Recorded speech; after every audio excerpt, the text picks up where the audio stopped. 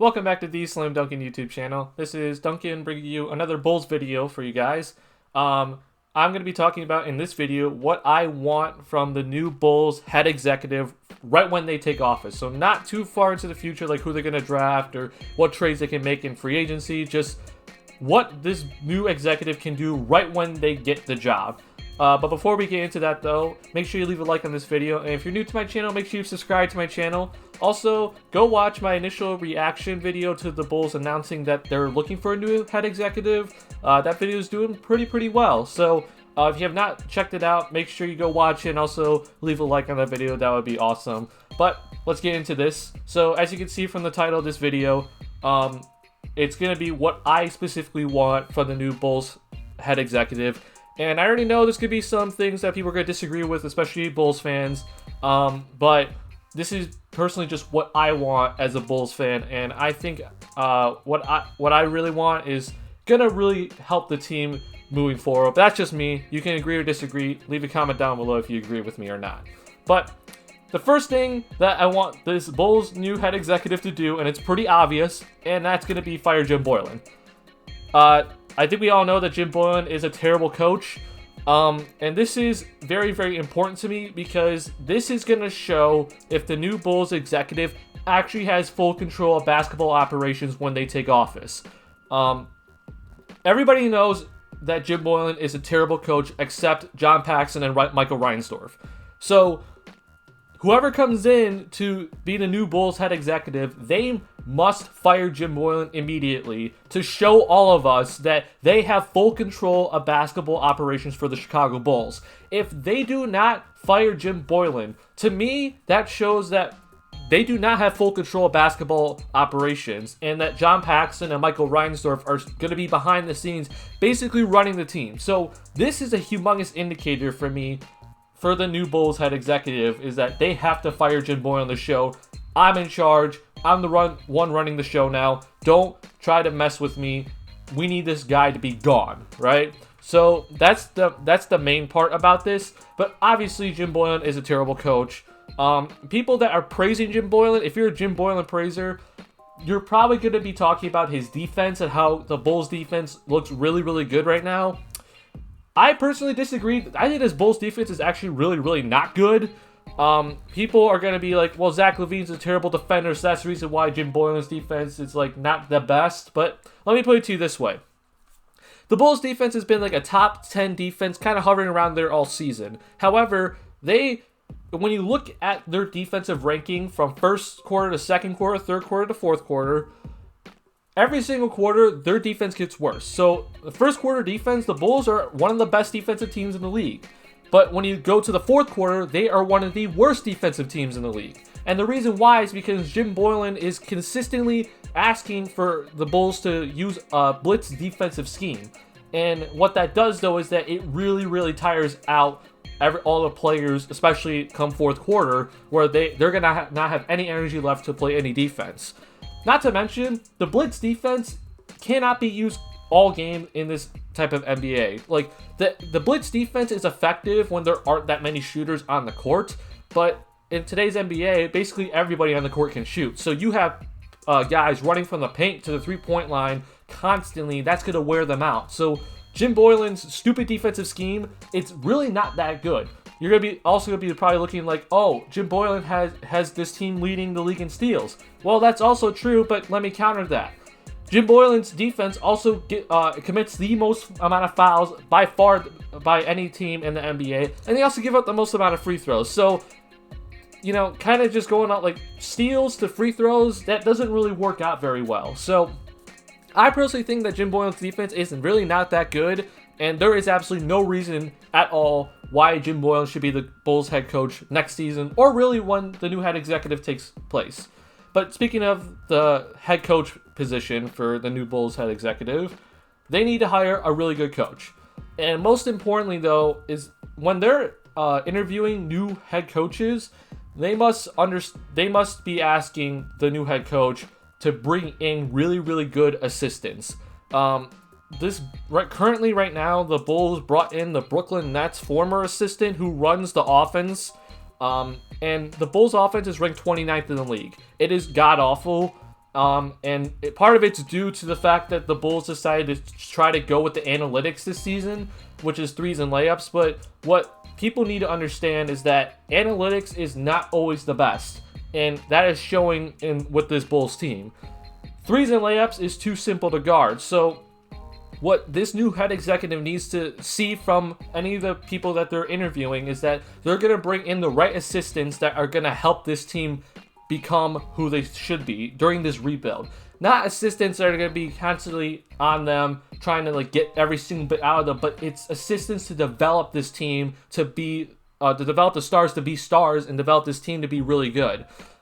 They should not be win now assistants, but assistants that can be constantly giving these young players tips and also winning ideas for them. So that's really important to me.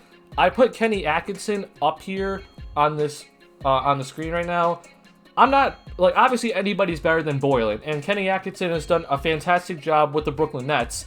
And now that he's available, I would personally like Kenny Atkinson to be the Bulls' next head coach. However, I don't think he should be the Bulls coach for when the Bulls start becoming contenders, which I don't know how long it's going to be, but I do think Kenny Atkinson can definitely take this team to the next level and get out of this rebuilding stage only of just terrible seasons to hopefully getting into the playoffs at least. I think Kenny Atkinson can really, really do that.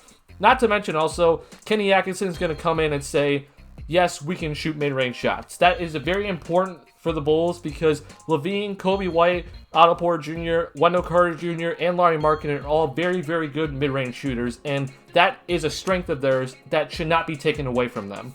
So hopefully the new head coach that this new executive hires is going to be saying we're not going to be following the analytics specifically. We're going to be using players to their strengths. We're going to be using Lauri Markkanen consistently. We're going to be using LaVine off ball and on ball, using Kobe White effectively, and also using Wendell more because Wendell gets no touches under Jim Boylan's offense, which is a stupid dribble weave handoff 4-out-1 in offense. So I'm hoping that this new head coach is going to be a very, very good hire, whoever the new executive decides to hire. Moving on though, this next one's gonna be very, very controversial with Bulls fans, but personally, I think the training staff needs to go. I know a lot of people like Jeff Tanaka, but just looking at these four players I have up on the screen right now, Otto Porter Jr. missed months due to an injury. Wendell Carter Jr. missed 6 weeks. Chris Dunn is out for the rest of the season, and Lauri Markkanen missed multiple games as well. But what makes me very, very upset is that Chris Dunn dealt with injuries the previous season. Wendell Carter Jr. only played 44 games his rookie year. Lauri has missed multiple games in all 3 seasons. That needs to stop, and I don't know why these guys keep consistently getting injured, but that needs to stop because this has ruined the team chemistry between these guys. And all 4 of these guys were supposed to be big parts of the Bulls core. Maybe not Chris Dunn anymore, but OPJ, Wendell Carter Jr., and Lauri Markkanen, they're 3 big parts of the Bulls core. So they need to be playing together, and they just haven't been able to because of the injuries. But I think they need to, the new Bulls head executive needs to fix the training staff so there isn't so many injuries every single year. And there's been so many injuries really just since the Derrick Rose torn ACL, and it's time for that to come to a stop. I don't know what they need to do. I'm not, a professional in it, but there needs to be some changes to this Bulls training staff, and they really need to fix it. But moving on to the next one, I'm going to say for this, and I know a lot of Bulls fans aren't on board with this, but keep Zach LaVine. And this is what I really think personally about Zach LaVine. Is Zach LaVine going to be your best player on a contending team? No, he is not going to be your best player. However, he could be your leading scorer on a championship level team. I'm going to put it to you this way. Zach LaVine, people are going to say he's not the best defender. He is not a good off-ball defender, but he is actually a pretty solid on-ball defender. When it comes to pick and roll situations though, no, he's not the greatest defender. But just strictly one-on-one defending, he's pretty good. Zach LaVine's averaging 25.5 points per game this season. He is shooting very efficiently from 3-point range. Overall, I mean, he could be the best scorer on any given night in the NBA. That's a very true fact. So, what I think with Zach LaVine is that you just basically need to surround him with good enough defenders, but also on the offensive side, you need to just tell him, go, score, do your thing. In my opinion, like, I think Zach LaVine can be a humongous part of a contending team. And I'll put it to you like this. Brandon Ingram, for example, is not a good defender, but he has had a very, very good season and was an all-star this season. If you look at the numbers, it's very, very similar to what LaVine is type of season LaVine's having this year. But I think we all know with New Orleans that Zion Williamson's going to be the guy for the Pelicans for the next decade. But they're probably going to bring Brandon Ingram back this upcoming offseason. So Zion is by far the best player on the Pelicans, but I think Brandon Ingram can lead the Pelicans in scoring on a contending Pelicans team, because Brandon Ingram is that good of a scorer. I think it's the same thing with Zach LaVine here, is that Zach LaVine can be your leading scorer on a contending team, but obviously the Bulls need another player that's better than him overall wise for them to be a contender with Zach LaVine. He can be your number one option offensively, but he can't be your number one player on the team. So Zach LaVine, he's on a very team-friendly contract. He's going to want to get paid once that contract's up, but we don't have to worry about that for another 2 years. So, in my opinion, you got to keep Zach LaVine. I think it's going to be a humongous part of what the Bulls do from here on out. Next part I want from the Bulls' new head executive is make a decision on Lauri Markkanen. Now, we have just gotten notice from Joe Coley, who is not the most trustworthy reporter, but he has said that Lauri Markkanen is going to want out unless there are major changes to the Bulls. Now, first off, I don't blame Lauri Markkanen at all for this, because Markkanen has not been used effectively at all this season. And his role has just gone like everywhere in these 3 years with the Bulls. His rookie year, it's like, oh, this guy is so promising. His sophomore year, it was like, oh, he's becoming a star now. This year has taken an absolute turn of events, and he has just gone downhill. And he's having career lows in points, in field goal percentage, rebounds, and three-point percentage. And that needs to stop because he's not being used effectively. So I don't blame him on that, but I also will say this. Lauri Markkanen has shown me that he just does not have that killer instinct. Now, I do think Lauri Markkanen can be a very, very important piece to this Bulls team in the future. However, we've already said that Zach LaVine isn't the greatest defender. Lauri Markkanen in no way is a good defender at all. Lauri Markkanen cannot guard on ball. He can't guard off ball. Not to mention, he's a 7-footer that is pretty slow, and he's playing power forward position, and he cannot guard the pick and roll at all. So this is where I have to say you have to make a decision if you're the new Bulls head executive, and that's, look, Markkanen, you need to show me that you can be an absolute offensive star, or else your value is literally worthless. Markkanen, as we saw in the sophomore year, can do so much offensively, but we need to see that consistently, and we have not seen that yet. So what that means, though, is that he needs to have that killer instinct to say, oh, give me the ball, I can take this guy against a weaker defender. He needs to be posting up a lot more, and he needs to be a focal point of the offense. But if those three things happen and he's still not being consistent, just doesn't have that killer instinct within him, I think there's got to be a decision made between Markkanen and LaVine, and that's which one of these guys do you roll with for the future. Now, yes, Markkanen's struggles is due to Jim Boylan's terrible offense this season, but I will say, though, Lauri Markkanen also has the ability to...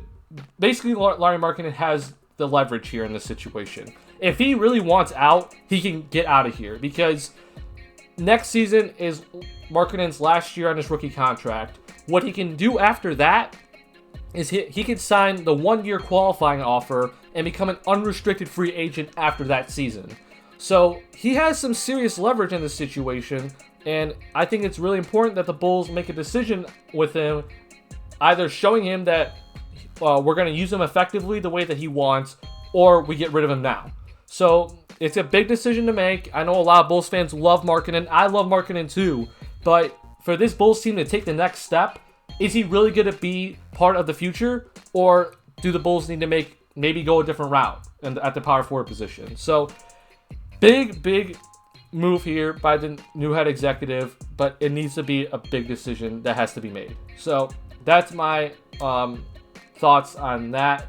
I'm not going to say, in my opinion, I think you should keep him, but that's not set in stone. I'm more willing to move Markkanen than LaVine, and this next guy I want to talk about, in Wendell Carter Jr. So I've heard a lot of Bulls fans also say that they don't want Wendell Carter Jr. to be on this roster because he's injury prone, and he doesn't have a three-point shot, and he's done basically nothing in his 2 seasons. Let me put it this way. So Wendell Carter Jr.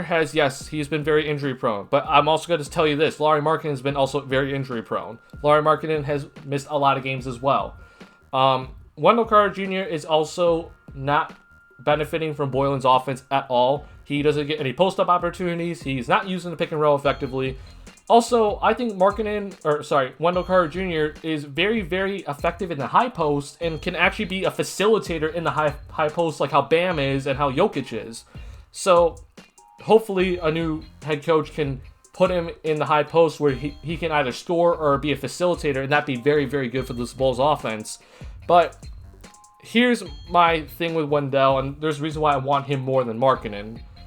It's just really his defense. We've seen with Wendell Carter Jr., while he is undersized, he can run a blitz defense, he can switch onto guards, he can do a drop-down defense, and he's a very, very effective hedger as the center, and he's really the anchor of this Bulls defense. So people are going to be like, well, what about Gafford? Gafford can do the same thing with Wendell, but I completely disagree with that. Gafford is very good in the drop defense, and he's okay in the blitz defense, but he just does not have the speed to do it at times, and he can't switch on the guards like Wendell can. So I think with Gafford, he can't shoot the ball at all. He's only a dunker, and that limits his ability to be a starting center in this league. And his defense is not up to par with Wendell Carter Jr.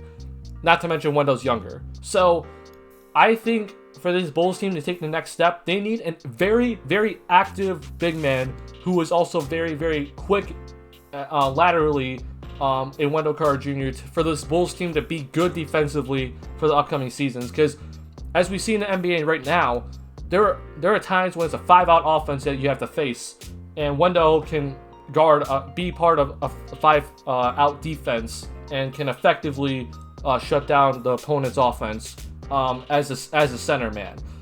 We do have to make sure that Wendell doesn't think he's a power forward because he is 6'9" and he is undersized, but we have to also kind of teach him the Montrezl Harrell way, which Montrezl is 6'7", he's playing center, and he's closing games, and he's very, very effective defensively because he can move very, very quickly, and Wendell needs to get that mindset as well. So, in my opinion, Wendell Carter Jr. needs to stay for this Bulls team to continue moving forward and continuing to get better.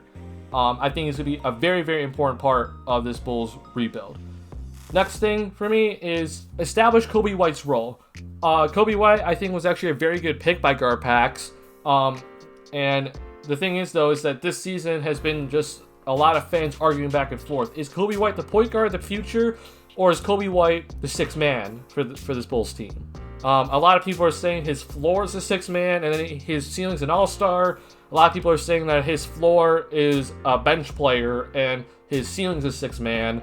And it's all over the place. But what this new Bulls head executive needs to do is, whoever he hires, make it very, very evident of Kobe White's role for the future.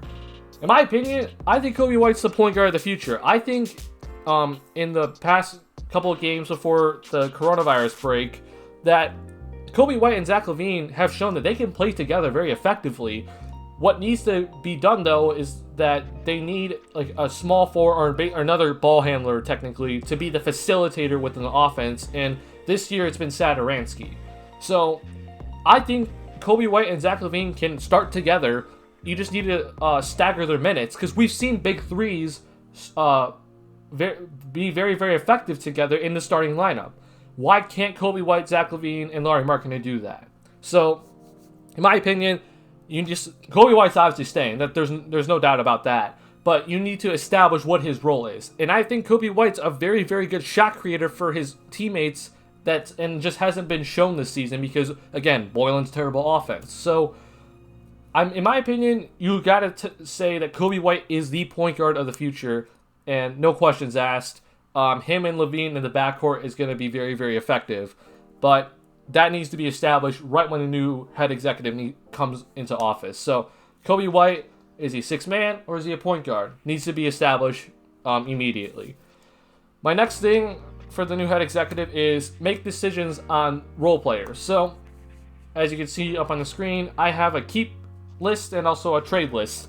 I do not have every single player right now on the Bulls up on the screen, but these are just things that I think need to take effect immediately, right when the head executive comes into office, and that's I would keep Tomas Satoransky because Satoransky has gotten a lot of crap this season because he has not played very well.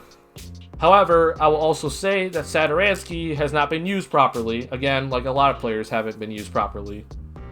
And with Satoransky, he can play the 1-3 position, and he can handle the ball very effectively. He's a very good distributor, and I know he hasn't looked like it this season, but he's actually a pretty decent three-point shooter. So I think he can come off the bench and he can start and be very, very effective. Bulls need to keep him because he's on a very team-friendly deal. Obviously, keep Daniel Gafford. I love Daniel Gafford as a backup big man. He can come in and bring instant energy and still hold down the defense when he's in the game. I don't want him starting, but he's good. He can be a very, very effective backup center behind Wendell. I love Daniel Gafford. He needs to stay. And my third guy I want to keep is Shaq Harrison. And the reason why is because Shaq Harrison, to be honest, he plays much bigger than his size. And he has shown me that his three-point shot is actually getting better. The last couple of games before the break, it showed that Shaq Harrison's three-point shot is getting up there. He just needs a little bit more time to develop it. If he can develop that, he could be a very, very effective guy coming off the bench and disrupting the opponent's defense or offense. So I love Shaq Harrison on defense, and I think he can be very, very effective for the Bulls bench in the future. And also, I think he's going to be more cheaper than what Chris Dunn's going to want this upcoming offseason. So I would keep Shaq Harrison just in case Chris Dunn gets a big offer and you just can't match it. So keep Shaq Harrison. That's what I think should happen. However, there are guys that I think need to go, and that's Thaddeus Young. He has made it abundantly clear that he is not happy with the Bulls. I don't blame him. So I think you should trade him now while his value is as high as it is, because it's just going to get lower. So get value for Thaddeus Young right now, and he's also getting up there in age, so might as well get something back for him while you can. Trade Luke Cornett. He has been stupid this season, and I don't know what Garpax was thinking when signing him. And obviously, I think every single Bulls fan wants Felicio off the roster, and I put in here, it's probably not possible to trade Felicio. Next season is going to be his last year of his contract. If anything, just waive him. I just want him gone off the roster. He's just taking up a roster spot, in my opinion. So Felicio, just get him off the roster, in my opinion. Last thing is that I put on the right side is that Bulls need vets, and I think this is very, very important. So we have Satoransky, and I think he's gonna be a very big part of this Bulls' future because he is a veteran that can teach the younger guys. However, there aren't really that many veterans on this Bulls roster besides Satoransky and Young, and as I've said here, get rid of Young. I want Young off the roster. So I'm looking at guys kind of like with Serge Ibaka potentially. Not really too sure about that, but we need vets to come in and teach these young guys how to win. And Serge Ibaka is a champion. So I would like a guy like Serge Ibaka to come in, not take up too many minutes. He needs to take obviously a lesser role, but he can come in and teach Wendell and Gafford how to guard the rim, and actually kind of start shooting the ball in the pick and pop game. But it's important for a young team to have veterans on the roster to teach them the winning ways, and the Bulls just don't have that currently. And they have a new coaching staff that has no idea what they're doing, so there's a reason why this Bulls team is getting nowhere. So, obviously, get a good head coach that knows how to build up a rebuilding team, get vets that know how to win, and teach the younger guys how to win. That's how this Bulls team can get going and get further up and out of this rebuild. So, these are the guys I want to keep with Satoransky, Gafford, and Harrison. Guys I want off the roster is Young, Cornette, and Felicio. And I want this new head executive to make sure they get veterans to come in and teach this Bulls team how to actually win. Other role players, I'm not going to really hit on, like Hutchison, Valentine, Dunn. That's not too important in my opinion. I think the head executive can make those decisions on their own. I don't want to have, I don't want to say what I really think because I'm really not too sure with those guys. So whatever the new head executive does with those guys, that's up to them. I won't have an issue with it. But next thing I want to talk about is with the new head executive is tell the fans, where is this franchise going? Are we still in rebuild mode? Are we selling our guys like potentially like Zach LaVine, potentially Larry Markkanen and all the veterans? Or are we buying? Are we trying to take that next step and we're going to get better players by trading some of your younger assets and going towards the playoffs now?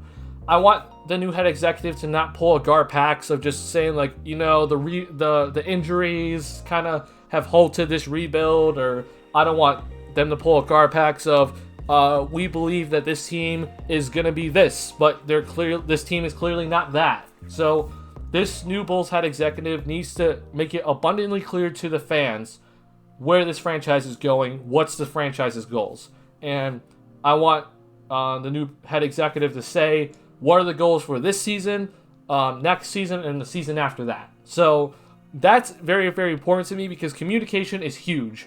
And I think this new head executive needs to be very, very clear with the Bulls fans. And hopefully they can do that. And the last thing I have for this video, and this is extremely important, but it's keep Paxson and Foreman in their place. It has been already said that John Paxson is going to be in an advisory type role with Michael Reinsdorf for the Bulls organization. However, the Bulls have said that the new head executive has full control of basketball decisions.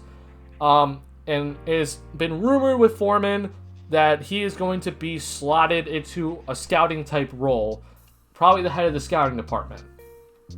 What I don't want to have happen is Paxson and Foreman behind the scenes making decisions with Michael Reinsdorf behind our new head executive's back. So that needs to not happen, and this new Bulls head executive needs to make it very, very clear to Paxson and Foreman and Michael Reinsdorf, stay in your place. You do not have control of basketball decisions anymore.